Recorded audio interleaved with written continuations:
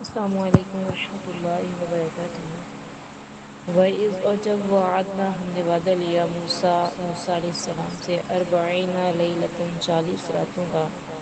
ثم پھر متخذتم العجل پھر بنایا تم نے بچڑے کو معبود من بعدہ ان کے بعد، وانتم ظالمون اور تم ظالم تھے،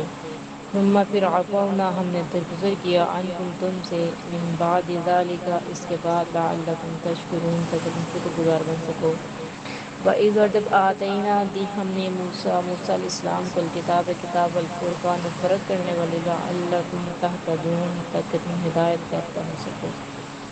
وَإِذْ اور جب قال کہا موسیٰ علیہ السلام نے لقومہ اپنی قوم سے، یا قومی اے میری قوم انکم ظلمتم انفسکم بے شک تم نے اپنی جانوں پر ظلم کیے ہے،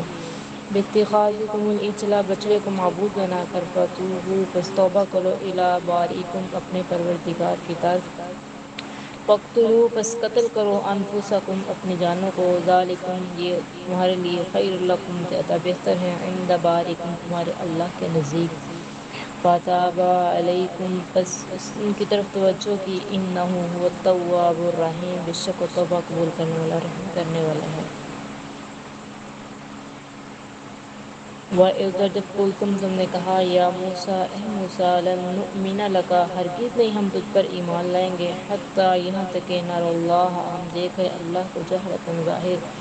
فأخذتکم الصاعقۃ تو پھر پکڑ لیا تم کو چیخ نے، وانتم تنظرون اور تم یہ دیکھ رہے تھے۔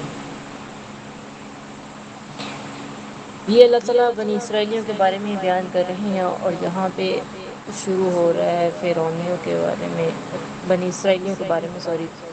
کہ جب حضرت موسیٰ علیہ السلام کو اللہ تعالیٰ نے کوہ طور پر بلایا 40 راتوں کا وعدہ لے کر کے کہ 40 راتوں کے لیے آپ ہماری ملاقات کے لیے کوہ طور پر آئیں، جب اللہ نے حضرت موسیٰ کو تورات دینی تھی۔ حضرت موسیٰ علیہ السلام جب وہاں پہ چلے گئے اور پیچھے اپنا جانشین جو تھا وہ اپنے بھائی ہارون کو چھوڑ کر کے گئے، تاکہ ان کی قوم کو ہدایت کی باتیں بتاتے رہیں، اچھی باتیں بتاتے رہیں، لیکن ان کے جانے کے بعد ان کی قوم گمراہ ہو گئی، ان کی قوم نے بچڑے کی پوجا شروع کر دی۔ یہ ایک پہلے بنی اسرائیلیوں کا واقعہ ہے جو اس وقت شروع ہوا کہ جب فرعونیوں سے نجات پانے کے بعد بنو اسرائیل جزیرہ نما سے نہ پہنچے، وہاں اللہ تعالیٰ نے حضرت موسیٰ علیہ السلام کو تورات دینے کے لیے 40 راتوں کے لیے کوہ طور پر بلایا۔ حضرت موسیٰ علیہ السلام کے جانے کے بعد بنی اسرائیل نے سامری کے پیچھے لگ کر بچڑے کی پوجا شروع کر دی۔ انسان کتنا ظاہر پرست ہے کہ اللہ تعالیٰ کی قدرت کی بڑی بڑی نشانیاں دیکھنے کے باوجود اور نبیوں کی موجودگی جیسے اس وقت ان کے پاس ہارون اور موسیٰ علیہ السلام تھے، اس کے باوجود ان کا مشرکانہ عقیدہ اور عمل کے حامل ان مشرک مسلمانوں نے شرک کو پتھر کی مورتیوں کے پجاریوں کے لیے خاص کر دیا۔ صرف وہی مشرک ہیں جبکہ نام نہاد مسلمان بھی قبروں پر جا کے وہی کچھ تو کرتے ہیں جو پتھر کے پجاری اپنی مورتیوں کے ساتھ کرتے ہیں، جبکہ آج کا نام نہاد مسلمان اس چیز میں ہے، اس دھوکے میں ہے کہ مسلمان مشرک کیسے ہو سکتا ہے۔ اگر مسلمان بھی شرک کرے گا تو مشرک کہلائے گا نا، جب اللہ کے علاوہ اللہ کے ساتھ اس کے بندوں میں شمار کرنا شروع کر دے گا تو مشرک کہلائے گا، اور کیا کہلائے گا، کچھ نہیں کہلائے گا۔ تو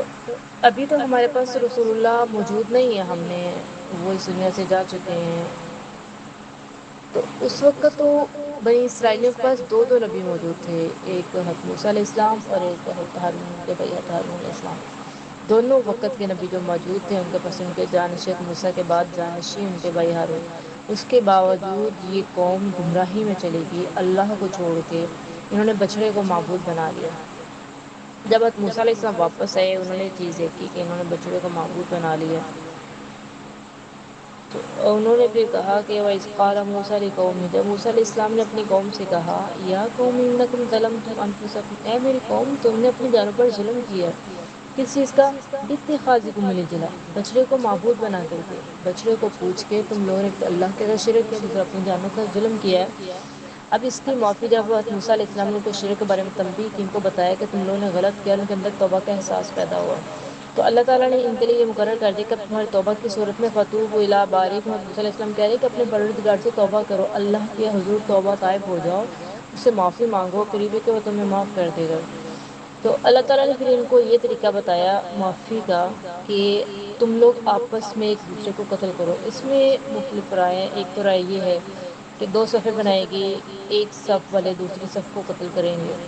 یا پھر جو انہوں نے بت کو پوجا تھا، اس مورتی کو، بچڑے کو معبود بنایا تھا، ان کو کھڑا کیا جائے، اور جنہوں نے نہیں ان کو معبود مانا تھا بچڑے کو، وہ ان کو قتل کریں۔ واللہ عالم بالصواب۔ لیکن یہ جو قتل ہوئے تھے ان کی تعداد جو ہے تقریباً 70,000 بیان کی گئی ہے، مقتول ان کی جو قتل ہوئے تھے۔ پھر اللہ نے ان کی اس توبہ کو قبول کر لیا، لیکن یہ قوم گناہ کرتی، توبہ کرتی، پھر گناہ کرتی، پھر توبہ کرتی، پھر گناہ کرتی، بعض نہیں ہوئی یہ قوم گناہوں سے۔ اللہ نے اس قوم پہ اتنے احسان کیے، اتنے انعام کیے اس قوم پہ، لیکن یہ قوم اتنے انعاموں کے باوجود بھی گناہوں پہ تلی رہی، اللہ کی نافرمانیوں پہ ڈٹی رہی۔ اس کے بعد اس توبہ کے بعد وَإِذْ قُلْتُمْ يَا مُوسَىٰ لَن نُؤْمِنَ لَكَ حَتَّىٰ نَرَى اللَّهَ جَهْرَةً، جب تم نے کہا کہ موسیٰ ہرگز ہم تجھ پر ایمان نہیں لیں گے جہاں تک ہم اللہ کو ظاہر نہ دیکھ لیں۔ اب جب وہ موسیٰ علیہ السلام تورات کے لیے گئے تھے تو اپنے قبیلے میں سے 70 آدمیوں کے ساتھ کوہ طور پر لے کے گئے تھے، جو ان کے سمجھدار عقل و فہم والے لوگ تھے نا، ان کو 70 آدمیوں کو ساتھ لے کر جب انہوں نے یہ کہا کہ ہم تو اس وقت تک تجھ پہ ایمان نہیں لائیں گے جب تک ہم اللہ کو نہ دیکھیں۔ تو اللہ تعالیٰ کی تو ذات ایسی ہے کہ اسے کوئی انسان دیکھ نہیں سکتی، اسے کوئی تصور نہیں کر سکتی۔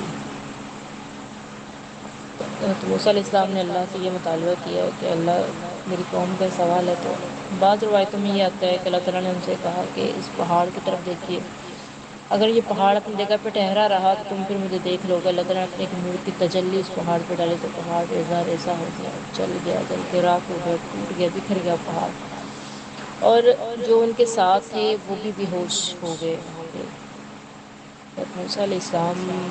جب ہوش میں آئے تو پریشان ہو گئے کہ یہ سب کیا ہو گیا ہے۔ تو موسیٰ علیہ السلام نے پھر دعا کی ان کی زندگی کے لیے کہ اللہ اگر یہ یہاں پہ ایسے ہی رہ گئے، میری قوم کے لوگ تو واقعی ہو تو پہلے ہی عجیب عجیب سے مطالبے کرتے ہیں، تو اس کے بعد تو وہ اور عجیب کشمکش میں چلے جائیں گے۔ اللہ تعالیٰ نے پھر ان کو ایک نئی زندگی دی، ان لوگوں کو اٹھایا، یہ واپس اپنی قوم میں چلے گئے۔ لیکن افسوس کہ سب دیکھنے کے بعد بھی یہ قوم ساری کی ساری ایمان نہ لے کے اپنی ہی غلط ترکیبوں پہ ڈٹی رہی، اپنی ضدوں پہ یہ قوم ڈٹی رہی۔ اللہ تعالیٰ نے بنی اسرائیلیوں پہ بہت زیادہ انعام کیے، جہاں جتنے زیادہ ان پہ انعام ہے اتنے زیادہ ان پہ عذاب دیے۔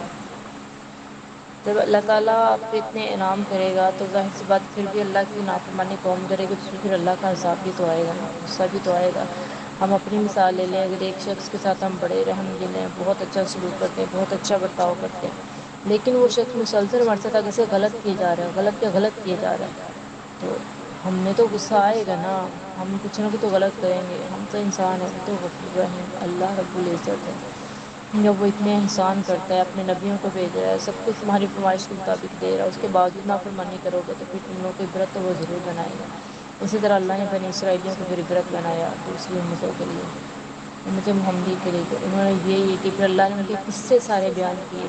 کہ ہم نے اس کو یہ حکم دیا، انہوں نے اس کے برعکس یہ کیا، ہم نے ان پہ یہ انعام کیا، انہوں نے یہ مانگا، ہم نے ان کو عطا کیا، اس کے باوجود یہ نافرمان قوم نکلی۔ تو اللہ نے پھر جو ان کا حال کیا، اللہ نے پھر وہ بھی بتا دیا کہ ہم نے ان کا کیا حال کیا۔ آج کی امت محمدیہ کو جاگنے کی ضرورت ہے کہ اگر ہم خیر الامہ ہیں، بہترین امت ہے، اس کا قطعاً یہ مطلب نہیں کہ ہم گناہ گار ہیں، اس کا قطعاً یہ مطلب نہیں کہ ہم مشرک نہیں ہو سکتے۔ اگر امت محمدیہ ہیں، اللہ نے آپ ہم سب کو اتنے بڑے شرف سے نوازا ہے، ہم اس نبی کے امتی ہیں جس کے امتی ہونے کے لیے نبیوں نے دعا کی۔ اللہ نے تو ہماری خوش قسمتی کہ اللہ نے اس نبی کو امتی بنا دیا، لیکن ہمیں قدر نہیں ہے۔ وہ نبی جو راتوں کو اٹھ کر کے اپنی امت کے لیے پریشان ہوئے، اپنی امت کے لیے ساری ساری رات دعائیں کرتے رہے، اپنی امت کے لیے لمبے لمبے سجدے کیے کہ اللہ میری امت کو بخش دے، کل قیامت کے دن اپنی امت کے لیے سفارش کریں گے۔ لیکن اس امت نے کیا صلہ دیا اس نبی کو؟ اسی نبی کے دین کو چھوڑ کے بدعتیں ایجاد کر لیں، اسی نبی کی طرف نعوذ باللہ پتہ نہیں کیا کیا غلط باتیں منسوخ کر دی، اسی نبی کی فرمان چھوڑ کر کے اپنی طرف سے نئے دین بنا لیے۔ اللہ تعالیٰ سے دعا ہے کہ اللہ تعالیٰ ہمیں ہر طرح کی بدعت سے بچنے کی توفیق عطا فرمائے۔ جو ہمارے اندر غلطیاں کوتاہی ہیں اللہ تعالی ان سب سے درگزر کرے۔ بظاہر تو الحمد للہ ہم شرک نہیں کرتے، اگر کوئی انجانے میں ہم سے ہو رہا ہے تو اللہ تعالی اس سے ہم سب کو معاف فرمائے، اس کو ہم پہ ظاہر کر دے اور ہمیں توفیق دے کے آئندہ ہم اس چیز سے بچے رہیں۔ اللہ تعالی ہمیں گناہوں سے بچنے کی اور نیکیاں کرنے کی توفیق عطا فرمائے۔ وآخر دعوانا الحمد للہ رب العالمین۔